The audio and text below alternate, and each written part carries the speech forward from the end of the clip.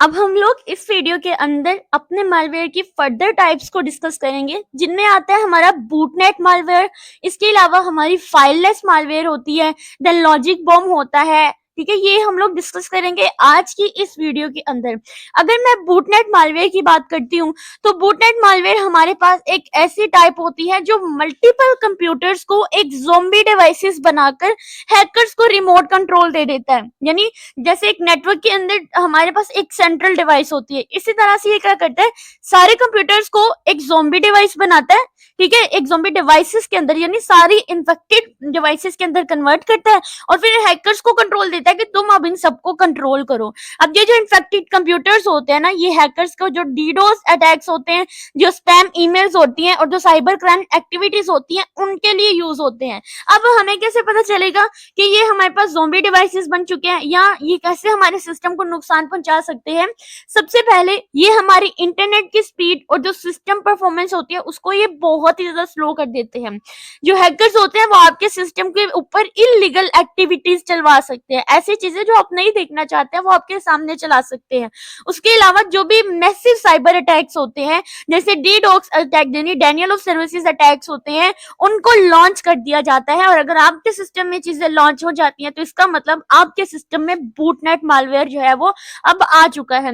उसके अलावा इसको हम लोग कैसे प्रोटेक्ट कर सकते हैं? सबसे पहले तो आपको आपके राउटर और जो आईओटी डिवाइसेस होती है ना, उनका डिफॉल्ट पासवर्ड चेंज करना पड़ेगा, कोई स्ट्रॉन्ग पासवर्ड लगा दे।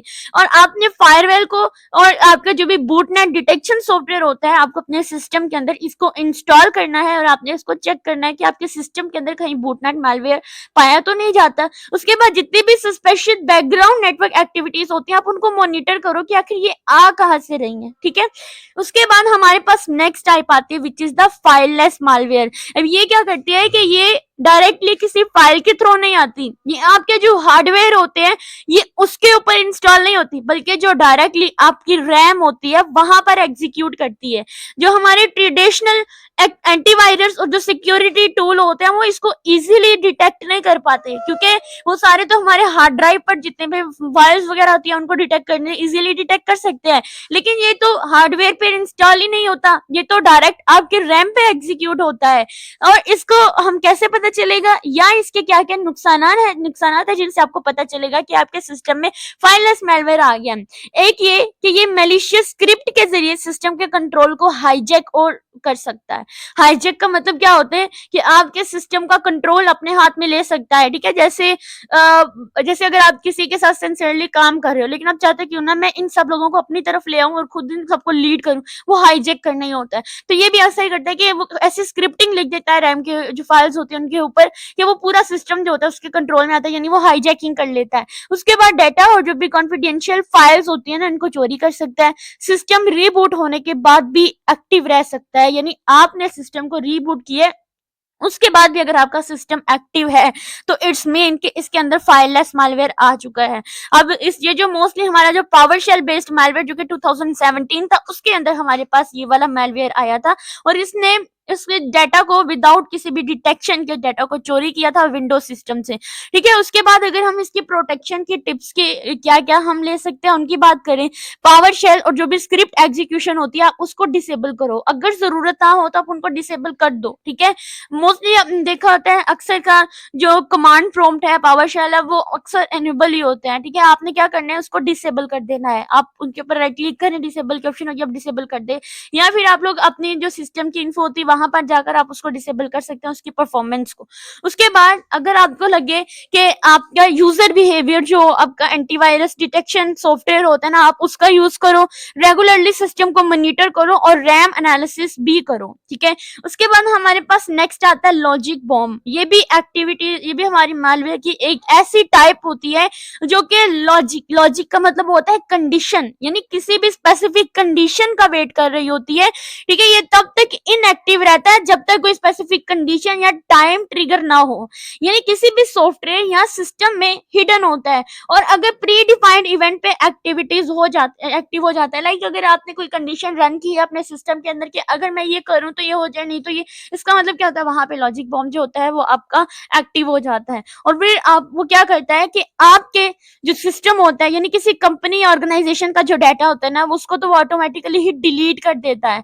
सिक्योरिटी और डिफेंस सिस्टम को ये डिसरप्ट कर सकता है। उसके बाद जो भी फाइनेंशियल और गवर्नमेंट सेक्टर्स पे ये साइलेंट अटैक कर सकता है, सिर्फ आपके सिस्टम में नहीं, ये बड़ी बड़ी ऑर्गेनाइजेशन में यूज होता है।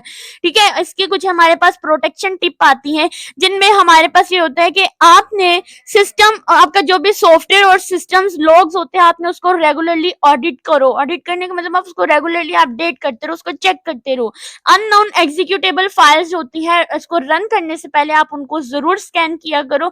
आपने एंड पॉइंट सिक्योरिटी जो टूल्स होते हैं वो स्ट्रॉन्ग यूज करने हैं, ताकि आपको आगे जाकर किसी किस्म की कोई भी प्रॉब्लम ना हो। इसके अलावा भी हमारे पास बहुत सारे मैलवेयर की टाइप्स होती हैं, जिनमें हमारे पास क्रिप्टो मैलवेयर आ सकता है। इसके अलावा हमारे मोबाइल मैलवेयर आ जाते हैं। मोबाइल मैलवेयर में क्या होगा कि आपके एंड्रॉइड सिस्टम को ही तबाह करेगा ना, उसके अंदर आएगा। क्रिप्टो में क्या हो सकता है कि कंप्यूटर के जो भी रिसोर्सेज होते हैं उनको यूज करके क्रिप्टो करेंसी माइन करने के लिए यूज किया जाता है। ठीक है, मोस्टली फिर पॉलीमॉर्फिक मैलवेयर आ जाते हैं। मोस्टली इस तरह के आपके अक्सर पूछे नहीं जाते हैं, और अगर आप यहाँ तक आप अच्छे से इनकी टाइप्स को देखें, लॉन्ग क्वेश्चन में भी आपको आ जाए कि मालवेयर क्या होता है, इसकी टाइप्स को या इसकी क्लासिफिकेशन जो होती है उनको डिटेल में लिखें, तो आपके पास ये 10 से 12 जो है आपके पास मैंने वीडियो में आपको एक्सप्लेन कर दिया है। 3 से 4 वीडियोस के अंदर ही मैंने इसको एक्सप्लेन कर दिया है।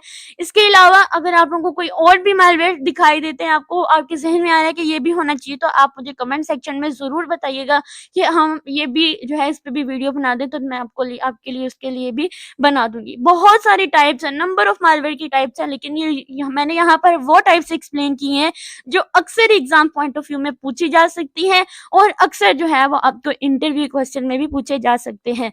वीडियो अच्छी लगी हो वीडियो को जरूर लाइक करें। अब हम नेक्स्ट वीडियो के अंदर डिस्कस करेंगे अपना जो सेकंड पॉइंट है हमारे डे 2 का, which is the server side web application attacks. इसको भी हम लोग इसी तरह से हर अटैक को डिटेल के साथ जो है वो डिस्कस करेंगे। Thank you.